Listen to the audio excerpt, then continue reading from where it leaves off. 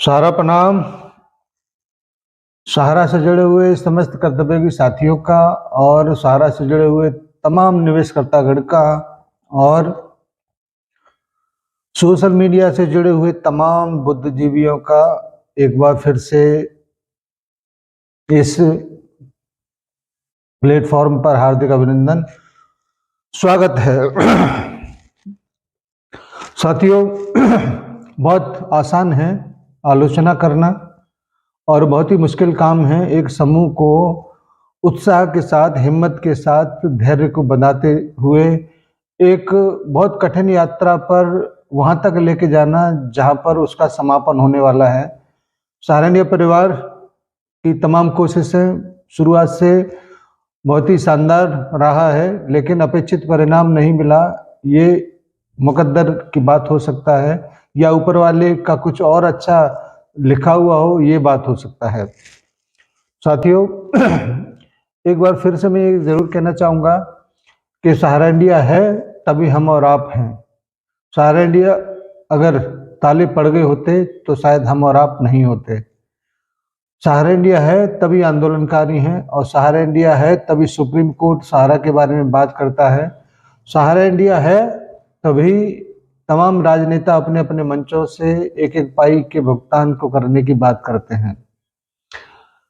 केवल और केवल सहारा इंडिया है तभी सहारा रिफंड पोर्टल है, अन्यथा इस देश में करोड़ों लोगों का पैसा लाखों हजारों कंपनियों में आज भी फंसा हुआ है, लेकिन कोई भी रिफंड पोर्टल उन कंपनियों के नाम से आज तक बना ही नहीं। सहारा इंडिया है तभी सहारा रिफंड पोर्टल पर जो भी हो भुगतान की प्रक्रिया आज भी चालू है। भले ही वहाँ पर डिफिशियंसियों का अंबार लगा हो, भले ही छुटमुट पेमेंट वहाँ से जारी किए हों, लेकिन सहारा इंडिया है तभी सहारा रिफंड पोर्टल है और सहारा सेबी का जॉइंट अकाउंट है।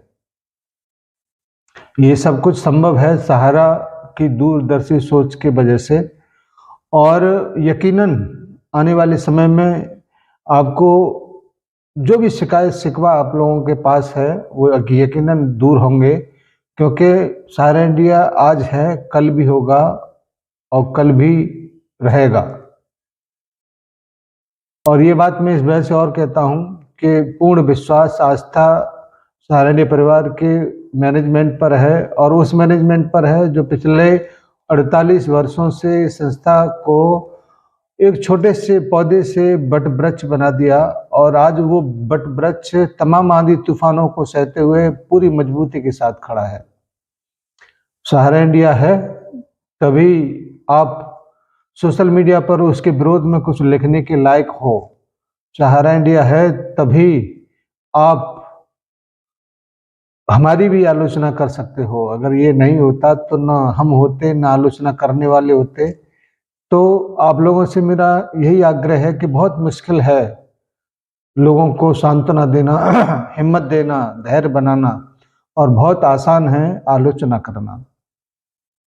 आज परिस्थितियां पिछले कई वर्षों से विकराल हैं, लेकिन आपको ये जानकर बड़ा आश्चर्य होगा, उसके बावजूद हम इतने वर्षों से अपने कार्यकर्ताओं को धैर्य हिम्मत बनाते हुए उस मुकाम पर लेके आ गए हैं जो परिणाम का गेट खोलने वाला है, परिणाम का दरवाजा खोलने वाला है। और ज़्यादा दूर नहीं, 2 अप्रैल को अंतिम सुनवाई हो सकता है, लेकिन ज़्यादा से ज़्यादा 1-2 सुनवाई और होगा। हम लोग बिल्कुल समापन की तरफ बढ़ गए हैं और रिजल्ट आपके सामने बिल्कुल आने ही वाला है। इसलिए किसी भी हालत में कोई भी कार्यकर्ता अपने ईमान, अपने धैर्य, हिम्मत और साहस को न खोए, क्योंकि आने वाले समय में बहुत सारी बातें ऐसी जो आप सुनना चाहते हैं वो निश्चित रूप से आपके पेपर के माध्यम से हो या मीटिंग्स के माध्यम से हो या सोशल मीडिया के माध्यम से हो, आपके बीच में जरूर आएंगे। दोस्तों, कभी कभी परिस्थितियां इस प्रकार से भी हो जाती हैं कि हम चाहकर भी कुछ नहीं कर पाते, और इसका एक बहुत ही सार्थक प्रमाण अभी सुनीता विलियम्स के तौर पर कहा जा सकता है। केवल 8 दिन की यात्रा के लिए स्पेस स्टेशन पर गई हुई थी और 9 महीने के अंतराल के बाद जब उनका वापसी हो रहा है तो पूरी दुनिया में उनका चर्चा है। और चर्चा इस बात का नहीं है कि वो वापस आ गए, चर्चा इस बात का है कि जो 8 दिन के टारगेट को लेकर एक मानसिकता के तौर पर जब कोई व्यक्ति कहीं पे पहुंचता है और जहां पर न कोई सुनने वाला, न जो कोई कहने वाला, न कोई वातावरण, न कोई भीड़ भाड़, सामाजिक प्रक्रियाएं, सब कुछ एकदम नगण्य, उसके बावजूद अपने आप को हिम्मत के साथ, हिम्मत के तौर पर जिंदा बनाए रखना, हिम्मत के तौर पर अपने उन सभी लोगों के ऊपर विश्वास बनाए रखना जिन्होंने वहां पर उनको भेजा और किसी कारणवश वापसी का अभियान फेल होने की वजह से इतने सालों तक, इतने दिनों तक, इतने महीनों तक उस विश्वास को बनाए रखना, ये बहुत बड़ी बात है। ऐसे ही हिम्मत और हौसले को बनाए रखने के लिए हम आप लोगों के बीच में आते हैं और इस उम्मीद के साथ कि आप भी इन सारी बातों को अपने कार्यकर्ताओं तक जरूर पहुंचाएंगे, जिससे उनका भी हिम्मत और हौसला बने।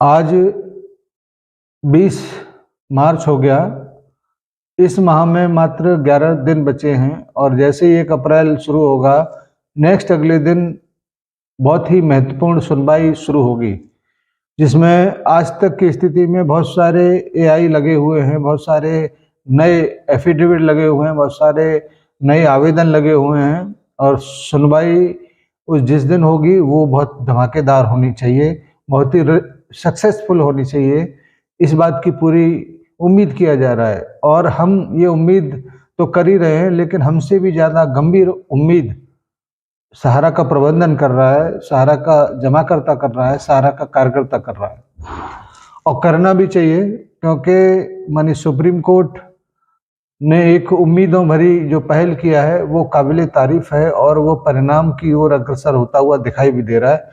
जल्दी ही इस मामले में और बहुत सारी सूचनाओं को लेकर हम लोग आपके बीच में उपस्थित होंगे। मेरा आपसे आग्रह है कि ऐसे छोटे थोड़े टाइम के लिए जो हम लोग आते हैं वो माइलस्टोन के तौर पर आप लोग देखते हैं कि अब मंजिल कितनी दूर और खड़ा है। यही यथार्थ का वास्तविक प्रयास है। हम किसी भी आलोचना में विश्वास नहीं करते, आशा और विश्वास में विश्वास करते हैं।